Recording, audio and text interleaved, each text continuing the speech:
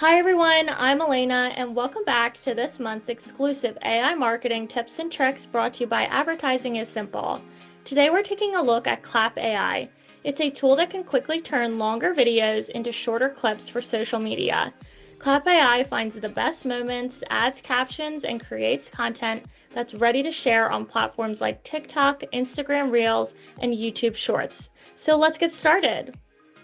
For this demo, I'm going to use a video we recently created for our client, Delaware Naturally. The video focuses on simple ways people can support nature and wildlife in their own backyards.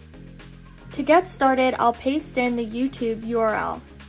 I can then choose the short's length. I have options of changing the style captions, along with advanced settings like changing the size of the video.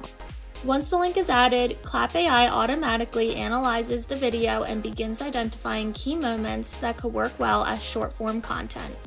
After processing is complete, Klap AI generates several short clips from the original video.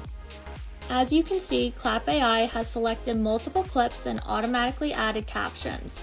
We can preview each one, make edits, and choose the clips we want to export. If needed, we can adjust the captions, trim the clips, or change the layout to better fit our branding and the platform we're posting to.